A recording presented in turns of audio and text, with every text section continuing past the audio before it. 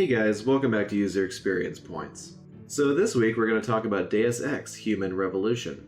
I'm surprised I haven't gotten to this one yet because it's a really great example of gorgeous visual design and some great user experiences that really keep player use cases in mind. And what better place to start than right at the beginning?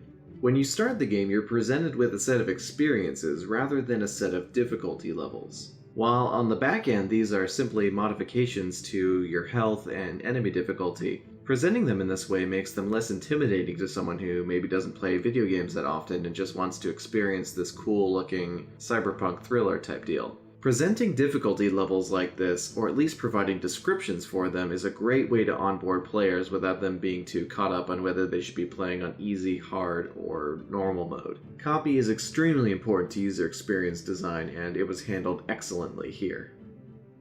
One user experience I never noticed when I was playing the game frequently is that you can actually access the game's tutorials from the main menu.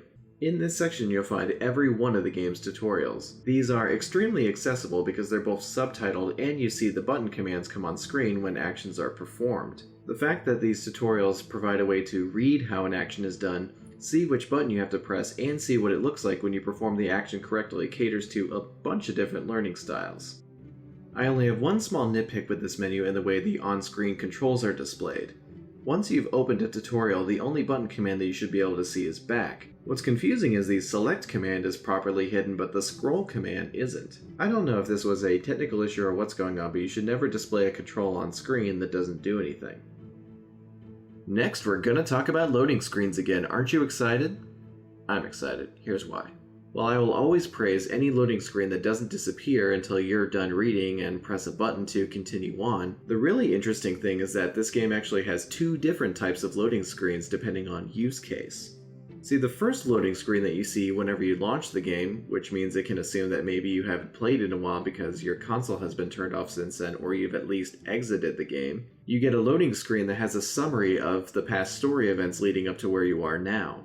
This is a great way to get caught up on the story and see how far you are in the game based on how many locked icons there still are. After you've seen this screen once and haven't exited the game, any other time you see a loading screen you get a series of hints instead. This makes perfect sense because any other time you see a loading screen in the game, you're probably loading a previous save because you goofed up when you were trying to be sneaky, or you're just waiting to move between areas in a town.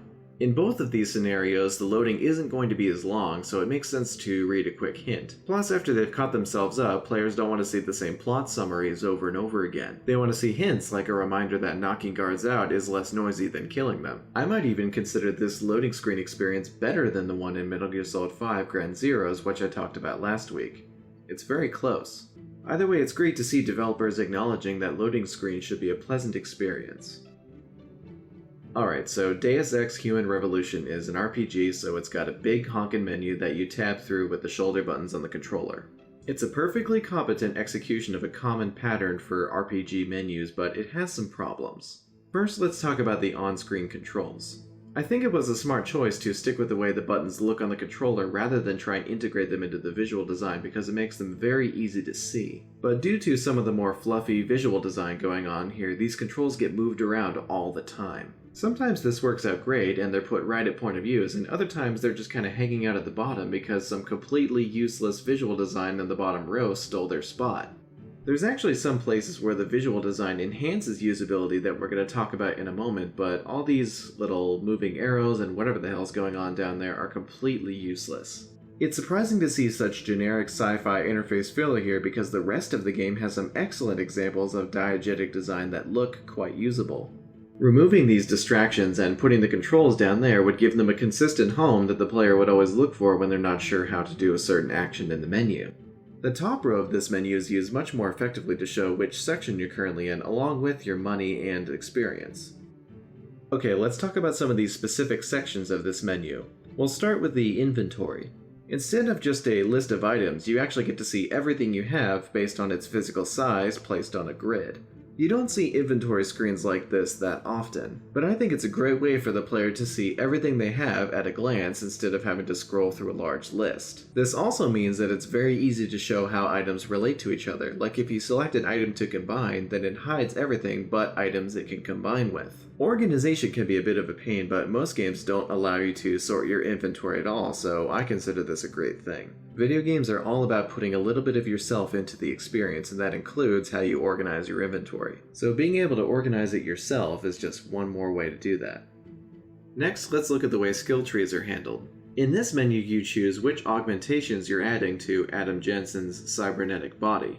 There's a cool bit of visual design here where it shows which part of his body you're upgrading depending on which section of augmentations you're in. It also does a great job enhancing usability because it draws your eye to the middle of the screen where you can see the name and description of the augmentation you have selected, along with your current praxis that you use to buy augmentations and the button command that allows you to inspect the augmentation further. See, visual design can make things look cool and enhance usability when done well. And that about covers it for this week. As always, thank you so much for watching this video. If you're new here, you should definitely subscribe because I upload a new one of these every Friday. I would also like to briefly point out that I've enabled fan funding on this channel. Now, to be clear, I'm not expecting anything from you guys, and I won't be withholding content from you if you decide you don't want to donate. Think of it as more of a tip jar. If one of my videos just blows your mind and you want to give me $1, awesome. Otherwise, feel free to continue enjoying this channel completely for free. Either way, I'll see you next week.